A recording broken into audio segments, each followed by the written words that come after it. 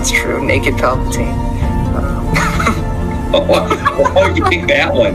Fresh out of the clone tank, nude Palpatine is my Well, that's the first thing I think of when you say Dark Empire Palpatine.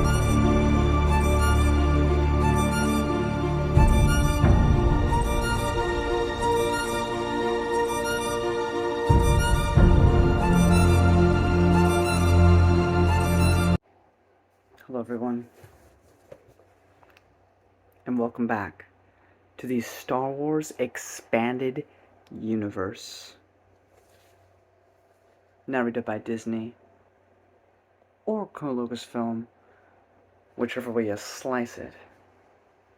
Legends. And today,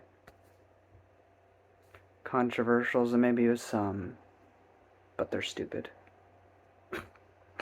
We have the newest, and maybe the last for a while, addition to the Expanded Universe, which is the Silmarillion slash Bible of the Expanded Universe. Now, this book is 1,000 pages long, so I'm not going to talk about this book. I can't in a single video. I'm going to do several. Now, within this book, which you can read online for free, no problem, the getting a physical copy is going to be a little bit difficult unless you help back the project, which not even I did.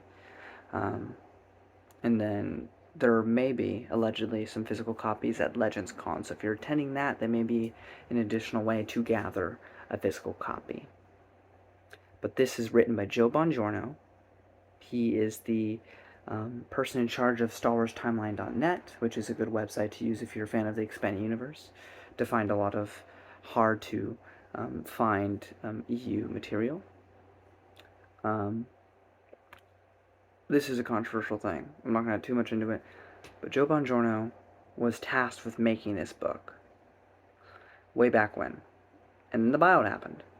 Now, you're going to hear a lot of debates in this, probably in my own comment section, because they hate fun, and if you go around on the internet long enough, is Supernatural Encounters canon to the Expanded Universe? Yes, it is. There are numerous videos I'll send to you if you want to disagree about why it is canon, but I'm not going to get into that today. Other better people have done it than I have, so I'm not going to bother. But basically, the contract never ended for him. It was never officially stated he can't finish it. So the story, after all these years, has finally been released, completed, all done. But within Supernatural Encounters, there are books. There are books within the story, like little section endings. So I'm going to review each book in this book as a way to kind of collect my thoughts in that particular area and not, forget a bunch of things. So, the first book in this 1,000-page Bible is The Trial. So one thing to note, we are dealing with a lot of esoteric things, a lot of historical things, a lot of mystical things, a lot of supernatural things. A lot of this deals with a time long, long past, a time before anything we've seen in the Expanded Universe, even before the Dawn of the Jedi comics and a novel, which are the earliest things chronologically in the timeline. But this story, where everyone's debating whether or not these documents should be considered canon to historical fact, is roughly shortly after Dark Nest. So you have all of New Jedi Order, then you have Dark Nest, then you'd have this, and then you'd have Legacy of the Force. Well, there's a couple other books in between that, but you'd have that. You'd have this. We also have Q9 in the story. Q9 is a droid from the Corellian Trilogy, which is very cool. The opening to this book is a very fourth wall-breaking opening about how this whole manuscript got compiled, but it's really talking about supernatural encounters and all of us, which is kind of funny. We get a very similar thing here to what do you call it? Um, Darth Plagueis. Or before the story even truly begins, we see Palpatine standing over the dead body of Plagueis. But here we get to see the ending of the main character's story, with these supernatural, shadowy beings killing him. Interesting. But actual book 1 starts after that. And there's this historical council, and we got Huel from Galaxy of Fear and a bunch of other characters, including Leia Organa, arguing about the canonicity of this historical document. Now, I don't try to bring my religion too much into my videos unless I think it's applicable, and I think here it is, because this is very much like an atheist versus Christian debate. Like, I've had these debates before with people. Like, I've literally had these verbatim. The only difference is they're talking about Star Wars things. But I've literally heard this time and time and time again. It's insane how much that happens. It's insane. But it's amazing. It's so well written. This book, Joe Bongiorno, oh my god, it is so well written. I also thought it was funny because it mentions 4 contributors to the manuscript. Because it's clearly not all written by the main dude, Hexagol or Arthol. I can't freaking pronounce the name, bro. But that guy. There's 4 other people contributing that are all focusing on different aspects of these facts. One focusing on, like, cosmology, another focusing on the supernatural beings.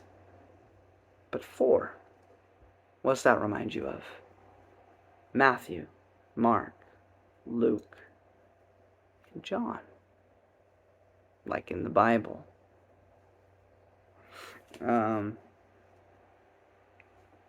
There's 4 different ones. There's W for what's it. We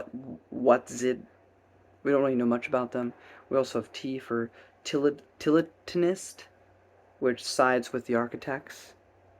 C for celestial or celestialist, which takes a cosmic approach to the historical narrative. We have H for horrorist, who deals with the supernatural villains. One thing that we learn as we read this book is that there was a common language among the ancient races. We also start getting into the Sharu, which, you know, for anybody who's read those 80s Del Rey comics, novels written by L. Neil Smith, we had the Lando Calrissian trilogy, where a lot of wacky and kind of weird stuff happened in there. So we got, you know, sections dealing with the Sharu. That's interesting. There's also a part where the main character has this, like, vision of 3 doors, and that scene was amazing. It was just really interesting and surreal and bizarre, but it's great. It talks about we're caught in our liars. You know, it said the infinite empire, right, but they didn't rule forever. And actually, it's more likely that they probably worked for somebody else worse we just didn't know about, which is interesting again. We have the stupid Devil World's Alan Moore comics being explored here with the Cult of 5. I remember reading this comic during the Rebellion era where Han and Leia get captured by these 5 dudes who are claiming to try to summon like a demon or something. It's so weird, but this kind of makes a little bit more sense of it. One interesting piece of note, at this point in time, after Dark Nest, Sindel Tatwani from the Ewok movies is now 30. But the whole Ewok section here is pretty great, you know, dealing with, you know, there's a lot of supernatural and silly things in the Ewok cartoon. They even mentioned how they made a cartoon about what the Ewoks went through. So does that mean that the Ewok show that you watch is actually an in-universe show about those events? It very well might be, which is pretty cool. But I love this section. I love Sindel. I love those 2 films.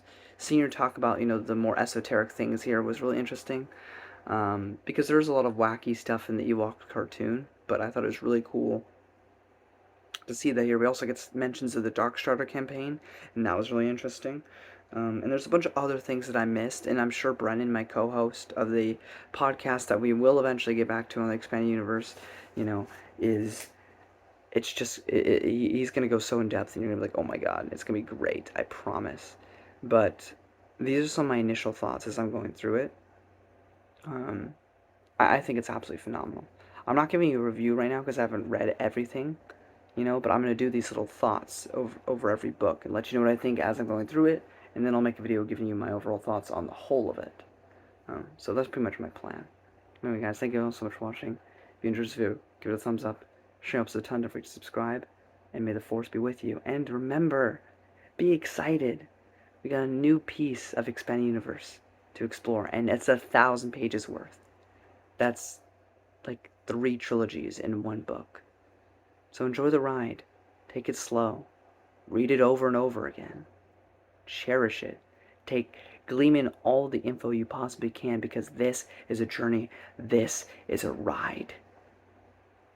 And enjoy the hype while it lasts. This is something new. This is what us EU fans have wanted. And hopefully in due time, we can get more. And make sure to show some praise to Joe Bongiorno if you're going to Legends Con. Anyway, until next time, guys, may the force be with you. I'll see you later.